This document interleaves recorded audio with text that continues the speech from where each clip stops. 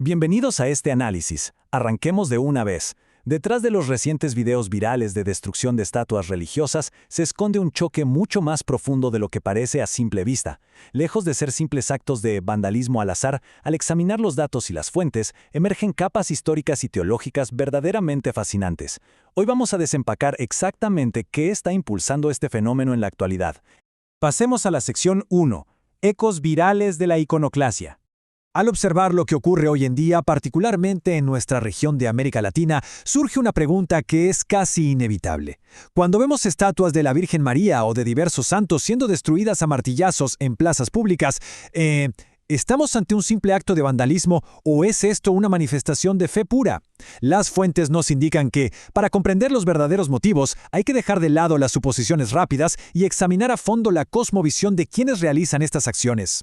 Y claro, en nuestra era digital todo esto es altamente performativo. O sea, las redes sociales actúan como un megáfono gigante. Los videos virales amplifican cada golpe, convirtiendo a pastores y líderes locales en figuras globales que se perciben a sí mismos como defensores audaces de la verdad bíblica. Esta dinámica digital no solo difunde el mensaje en un abrir y cerrar de ojos, sino que cohesiona la identidad del grupo y atrae a más seguidores que buscan una ruptura radical con las tradiciones establecidas.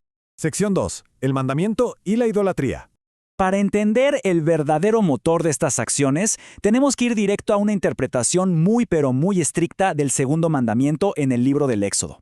Al prohibir explícitamente hacerse imágenes talladas, inclinarse ante ellas u honrarlas, este texto exacto forma el núcleo absoluto. Es literalmente la justificación teológica principal desde la perspectiva de quienes deciden derribar las estatuas.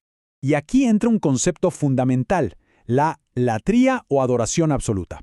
Quienes llevan a cabo estas acciones argumentan firmemente que rezarle a una estatua o llevarla en procesión cruza una línea inadmisible hacia la idolatría, porque la devoción se está dirigiendo hacia una criatura y no hacia el Dios invisible. Por lo tanto, quebrar la imagen no se ve en absoluto como un delito, para nada. Se percibe como un acto de pura y estricta obediencia bíblica. Sección 3. Guerra espiritual carismática.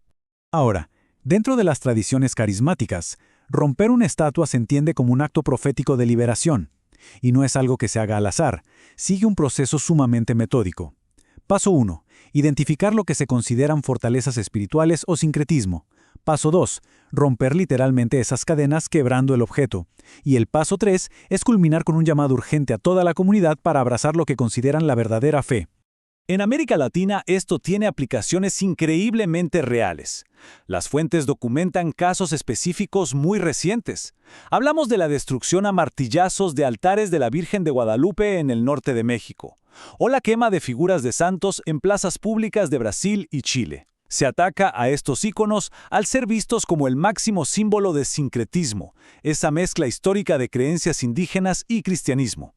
Destruirlos a plena luz del día resulta ser una táctica evangelística sumamente intencional para proclamar a los cuatro vientos que solo las Escrituras bastan.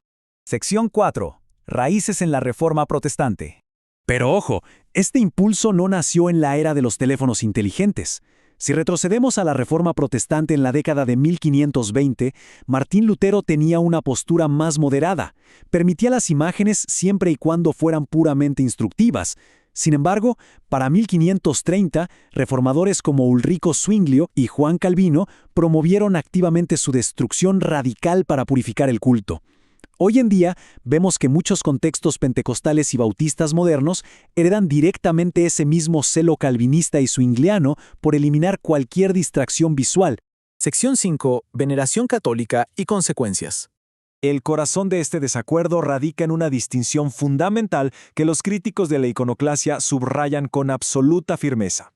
Para la teología católica existe un abismo conceptual inmenso entre la adoración, que está reservada única y exclusivamente para Dios, y la veneración, que simplemente busca honrar a figuras históricas y espirituales con profundo respeto.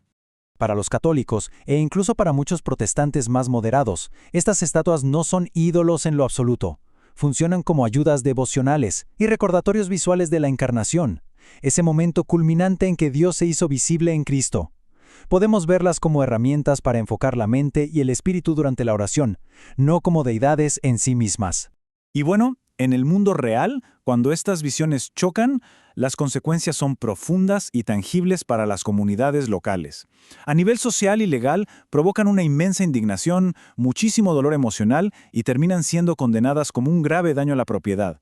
Culturalmente, resultan en una pérdida irreversible de un patrimonio histórico invaluable. Y en el ámbito religioso, significan un retroceso verdaderamente devastador para la unidad y para cualquier intento de diálogo cristiano. Sección 6. Diálogo en sociedades plurales. En el fondo, lo que estos eventos virales nos están mostrando a gran escala son compromisos inflexibles y muy sinceros de ambas partes. Es un choque de trenes frontal entre quienes sostienen la doctrina de la sola escritura frente a quienes valoran las prácticas de fe milenarias. Refleja formas completamente opuestas de entender dónde reside la autoridad religiosa, cómo se debe adorar y qué papel juega exactamente el mundo material en la conexión con lo divino.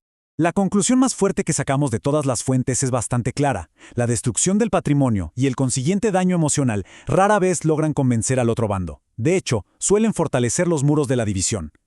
En sociedades plurales y diversas, el diálogo constructivo se alza como la única estrategia verdaderamente sostenible para manejar estas convicciones encontradas y mitigar la hostilidad interreligiosa. Lo cual nos deja con una pregunta monumental para reflexionar. Al observar todas estas tensiones, ¿cómo podemos, como sociedades diversas, fomentar una coexistencia respetuosa sin exigir que ninguna de las partes comprometa sus creencias teológicas más profundas? Es, indudablemente, el gran desafío interreligioso del siglo XXI y un tema que seguirá moldeando el panorama cultural en los años venideros. Muchas gracias por acompañarnos en este análisis. Gracias por ver. No olvides suscribirte y darle like para más contenido. Nos vemos pronto.